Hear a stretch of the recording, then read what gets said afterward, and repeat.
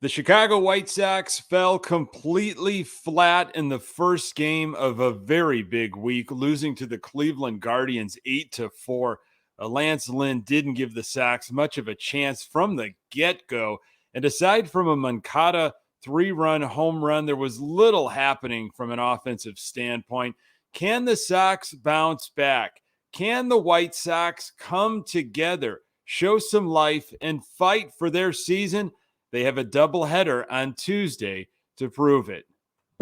You are Locked On White Sox, your daily Chicago White Sox podcast. Part of the Locked On Podcast Network, your team every day.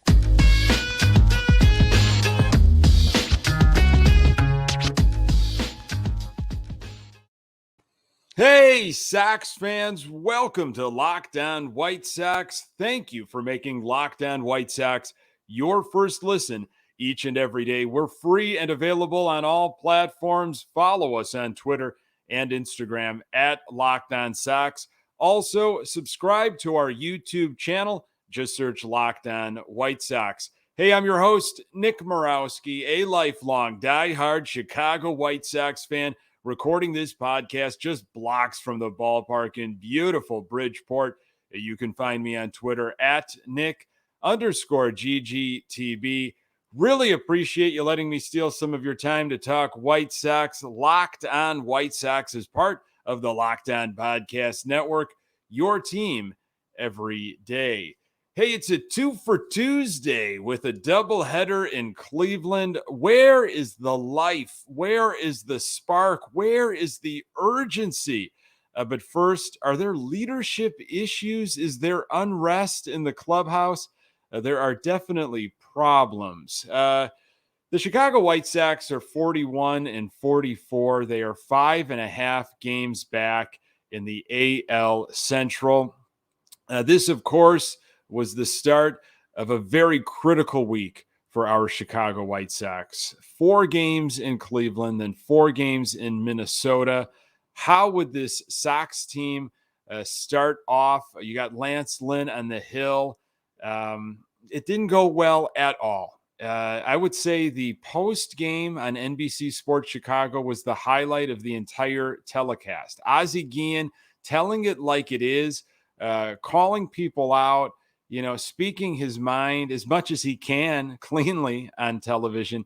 That to me was the most exciting. Of course, there were some highlights that we'll talk about, but Sox lost to the Guardians 8-4, and it was a bad start to the week. Cleveland was 2-8 coming into the game, just like the White Sox. This 2022 season, we will help teams get hot, unfortunately, and I hope that's not the case, but I feel like it's happened before throughout this season. Is this the most frustrating White Sox team of all time? Maybe you're having these conversations with Sox friends and family, coworkers in your life. Tough to tell. That's a subjective question. I think age and a lot of things come into play. With the expectations, like we talked about coming into this season, I would say yes. However, 2006 was extremely frustrating. Obviously, the encore to the World Series, and a lot of folks picking the White Sox to go right back to the World Series in 2006. And, they didn't even make it to the playoffs. Now, they won 90 games, but, Detroit just got really hot almost out of nowhere. And that was frustrating to see the Sox almost underperform when they had their entire team come back, aside from Aaron Rowan, because of that trade for Jim Thome. But, that's always a good debate, and there have been other moments where Sox teams have underperformed, but boy, I what we're in right now, it's tough to describe. And I think unfortunately, I think after this season, when we remove ourselves, and it's going to go down in the history books as one of the most frustrating roller coaster White Sox seasons. Bob Nightingale from the USA Today. We haven't talked too much on this podcast about it, but it was kind of all over the place on Monday. He had dropped some articles, some tidbits, and some things going on, and mentioned the White Sox. And there was a blurb about lack of leadership and some unrest. And here was the blurb from Bob Nightingale. I'm sure you've read it or heard about it. No one has been more disappointing than the Chicago White Sox, who must take a good hard look at what went wrong if they miss the playoffs. There have been a lot of whispers of unrest, cliques, and the lack of player leadership inside the clubhouse, tearing apart this talented team. That again was Bob Nightingale talking about the goings on behind the scenes, perhaps. And this Nightingale went further. And here's another clip, or I should say, snippet of what he had mentioned. Chicago White Sox president Ken Williams addressed the players and staff last Friday about their underachieving performance this season, reminding them of their talent, but that it was time to focus and pull together. No one was absolved, from staff to players, for the team's woes. Sure seems like a parent scolding a child, reminding them that, it's a real disappointment. I'm not angry. I'm disappointed at you. You should know better. Just unbelievable what's happening with this team. Steve Stone chimed in. He was on the Score 670 on Monday. Here was a quote from Stone. I've never seen great chemistry on a last place team, and I've never seen poor chemistry on a first place team. We are engaged in a game where winning trumps everything.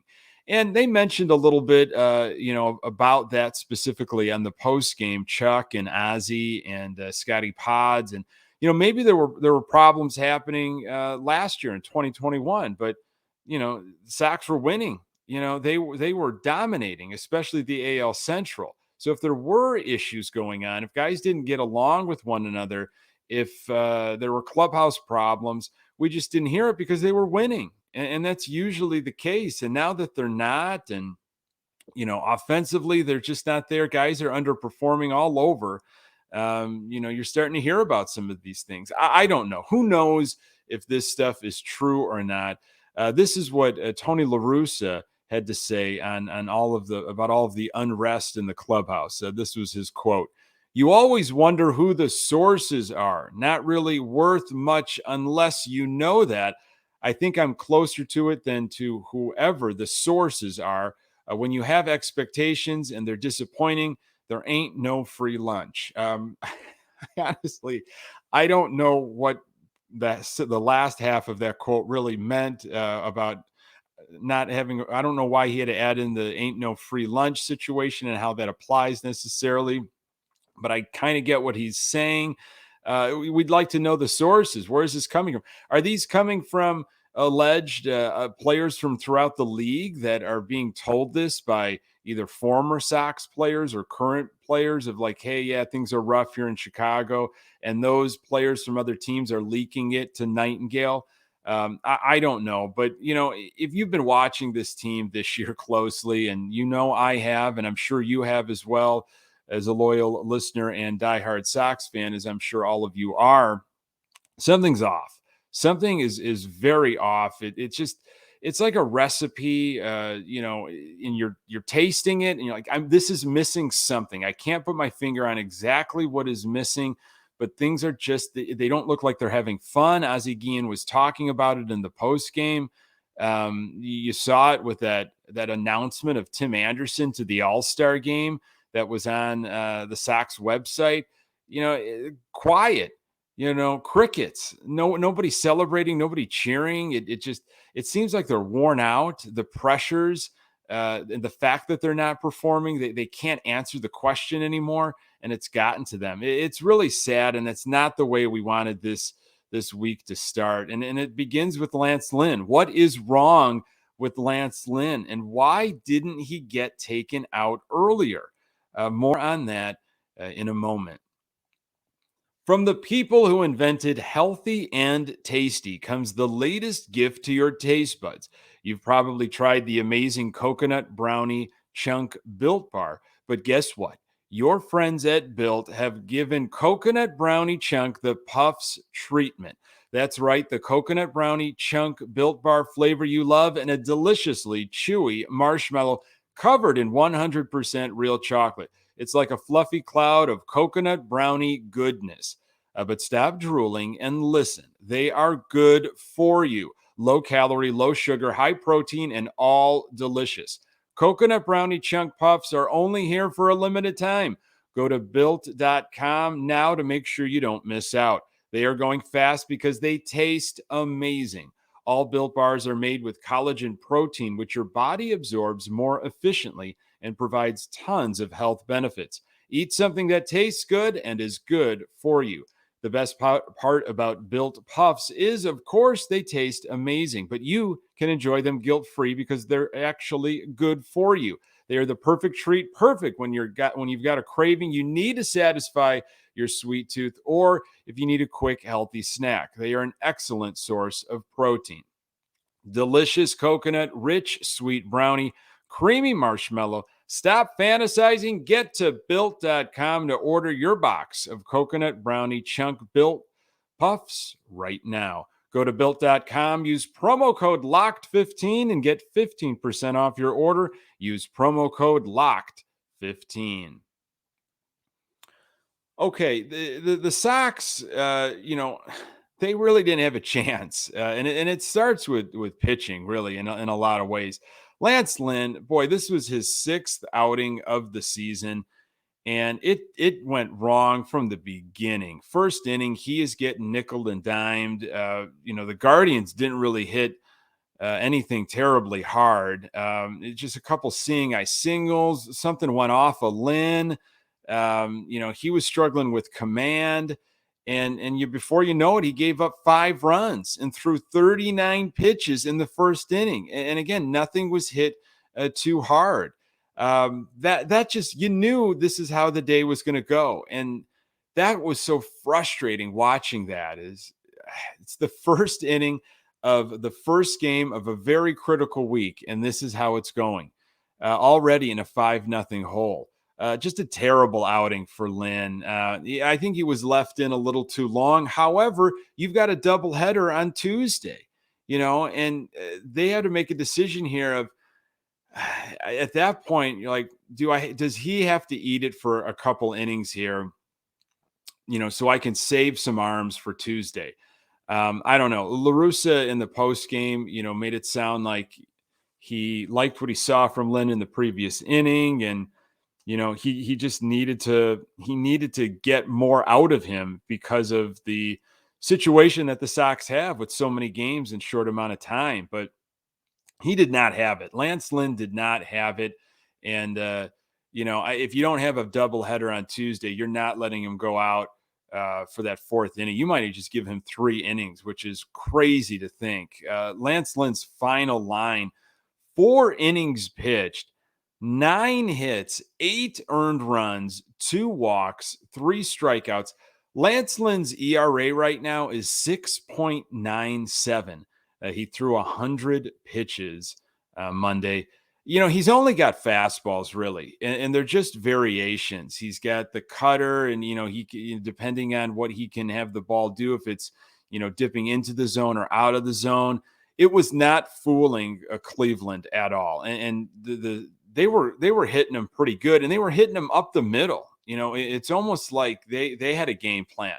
They had a pretty nice scouting report. They watched the video, and they saw some spinners in the middle, and they drove them. They hit him hard. This was Lance Lynn after the game. A quote from him, no surprise on this. He said, "You are looking at 2 games tomorrow," meaning the Tuesday doubleheaders. "To be honest with you, I have to get through 6 today, and I let the team down." He went on to say a bunch of other stuff with some colorful language, as he is known to do. He wears his emotions on his sleeve. He, I'm sure, is extremely frustrated. And, the last part of that quote, "I let the team down," you've heard that from guys like Giolito, and Cease, and even Kopech, when they do not go long enough in their start. They know what that means. It starts with pitching. And if you're not able to set your team up for success and they've got to battle back, which the Sox did, and we'll talk about it, it's such a disadvantage. And I don't know about you, but I need more from Lance Lynn now. I mean, he's got 6 starts now. I don't know if the knee's still bothering him, if there's some health issues, but he does not look at all right. I'm wondering if it's still going to take a little bit more time, but I'm very concerned. His last 2 starts now have not been good. I think in 2 starts, it combined 11 earned runs. That is not good. That's not what you want from a guy that we relied on so heavily in 2021.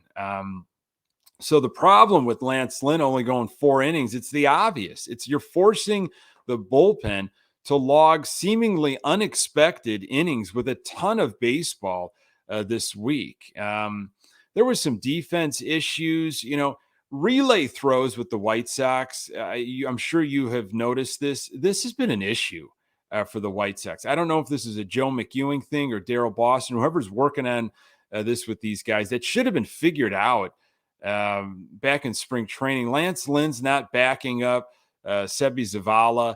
A relay throw came in to Sebi. I think it was thrown by Lurie Garcia, and it was a very tough bounce. Now, if Lurie would have given him a better bounce to catch it, I understand, but still, at least get it in front of you. I know he was trying to do a snap tag, but catch the ball with your actual mitt and tag that guy out that's trying to score. I mean, there was another run there that was problematic. Sox went to the bullpen early, of course, with Foster, Kelly, and Banks. Their only lefty, he threw 2 innings. Now, so what does that mean for Tuesday? Is he going to be able to get out there? It was only 2 innings, but you never know. A lot of decisions for the White Sox and how they're going to utilize things on Tuesday. So you're probably saying to yourself, if you didn't watch the game and you're looking at those 8 runs by the Guardians, wow, Ramirez or Naylor, they must have had big games, right? Jose Ramirez was 0 for 4 on Monday night with a strikeout, and Naylor was 1 for 4. Again, almost like to the Minnesota series where Buxton didn't hurt us. It was these other guys that were getting in that we just weren't paying attention to, maybe taking them for, granted and not pitching them in a difficult way, in a purposeful way. And they beat us as they should. Guardians, they're a pesky team, hustling down the line on every infield hit. Cleveland, they see a lot of pitches too, compared to our White Sox, which isn't hard to do. They just seemed like they were well coached, that they had a plan. And they showed some spray charts, as you saw if you were watching the game. A lot of up the middle stuff. Like they had a plan of what they wanted to do against our pitchers. If the White Sox couldn't get it done against Cal Quantrill, what do you think the chances are that they are able to get things going against Shane Bieber? We're going to talk about that in a moment. This episode is brought to you by Rock Auto. With the ever-increasing numbers of makes and models, it's now impossible for your local chain auto parts store to stock all the parts you need.